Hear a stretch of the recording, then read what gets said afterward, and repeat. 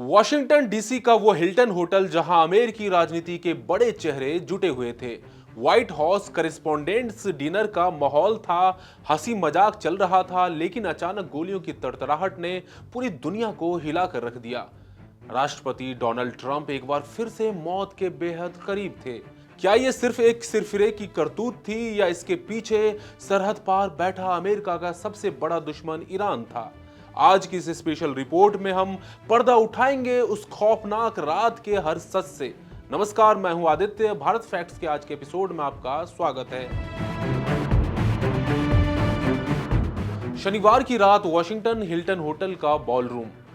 मंच पर राष्ट्रपति ट्रंप मौजूद थे, तभी अचानक होटल के बॉलरूम से ठीक बाहर फायरिंग शुरू हो जाती है। हमलावर ने एक के बाद एक 5 से 6 राउंड गोलियां चलाई। डिनर में मौजूद दिग्गज पत्रकार, सेलिब्रिटीज और नेता अपनी जान बचाने के लिए टेबल के नीचे छिपने लगे। लेकिन इससे पहले कि हमलावर अंदर पहुंच पाता, सीक्रेट सर्विस के मुस्तैद जवानों ने ट्रंप को चारों तरफ से घेर लिया और उन्हें सुरक्षित बाहर निकाला। जांच एजेंसियों ने तुरंत हमलावर को दबोचा और आरोपी की पहचान 31 साल के कोल एलन के रूप में की गई, जो कैलिफोर्निया का रहने वाला बताया जा रहा है। साथियों, चौंकाने वाली बात यह है कि हमले से ठीक पहले उसने अपने परिवार को एक ईमेल भेजा था, जिसे उसका घोषणा पत्र माना जा रहा है। आइए जानते हैं आखिर उस ईमेल में क्या सब लिखा हुआ था। उस ईमेल के मुताबिक उसकी योजना थी कि वो ट्रंप प्रशासन के बड़े अधिकारियों को टॉप ऑर्डर से लेकर निचले ओहदे तक प्राथमिकता के आधार पर निशाना बनाता रहे। हालांकि इस लिस्ट में एफबीआई के चीफ काश पटेल का नाम शामिल नहीं था। एफबीआई की ओर से इस पूरे मामले की जांच की जा रही है। वहीं हमलावर को लेकर ट्रंप ने कहा कि पहले वो एक ईसाई था, आस्तिक था, फिर वो ईसाई विरोधी बन गया। उसके बाद से उसमें बहुत ज्यादा बदलाव आया है। साथियों, अब बात करते हैं उस खुलासे की जिसने सुरक्षा एजेंसियों की नींदें उड़ा दी हैं। ट्रंप ने खुद इस हमले के पीछे ईरान कनेक्शन की ओर एक इशारा किया है। उन्होंने मीडिया से कहा, हो सकता है कि इसके पीछे ईरान हो या शायद नहीं भी। सच बहुत जल्द सामने आने वाला है, लेकिन सवाल यह है कि शक ईरान पर ही क्यों? आपको याद दिला दें कि ये पहली बार नहीं है। ट्रंप पहले भी दावा कर चुके हैं कि ईरान उन्हें मारने की कम से कम 2 बार कोशिश कर चुका है। जनरल कासिम सुलेमानी की मौत का बदला लेने की कसम खाने वाला ईरान क्या अब सीधे वाशिंगटन के दिल में हमला करने की हिम्मत जुटा चुका है?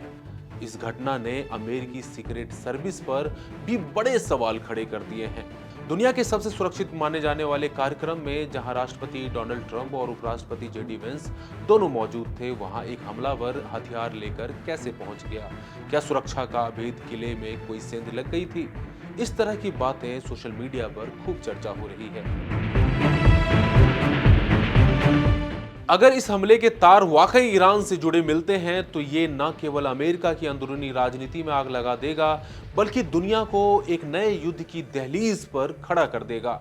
एफबीआई इस मामले की गहराई से जांच कर रही है। साथ ही इसका भी पता लगाया जा रहा है कि क्या ये किसी बड़ी अंतर्राष्ट्रीय साजिश का हिस्सा है। कई जानकार तो इस हमले के पीछे खुद ट्रंप का भी हाथ बता रहे हैं। उनका कहना है कि इससे ट्रंप को 2 तरह के फायदे मिल सकते हैं। एक तो उन्हें अमेरिकी जनता से बहुत बड़ी मात्रा में सहानुभूति प्राप्त होगी। ईरान युद्ध के बाद से और पाकिस्तान जैसे आतंकी देश को सहलाने की वजह से अमेरिकी जनता में उनकी छवि एक विलेन की बन गई है। इस सहानुभूति के माध्यम से जिसे सही करने की कोशिश की जा रही है।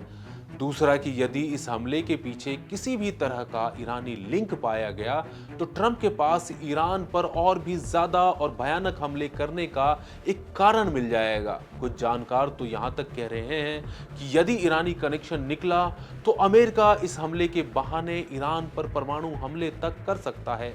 साथियों, ये सारी बातें तो अटकलें हैं, बाकी हमें इंतजार करना चाहिए जांच रिपोर्ट का। साथियों, आपको क्या लगता है? क्या वाकई इसके पीछे ईरान का हाथ है या ये खुद एक अमेरिकी साजिश है? आप अपनी राय हमें कमेंट बॉक्स में जरूर बताएं। बने रहिए India.com के साथ। शुक्रिया। अब आप जहां भी हैं वहीं से खबर भेज सकते हैं। आपके आसपास कुछ घट रहा है या कोई खास बात, तो बस अपना मोबाइल उठाइए और फिर न्यूज़ के ऐप पर शेयर कर दीजिए।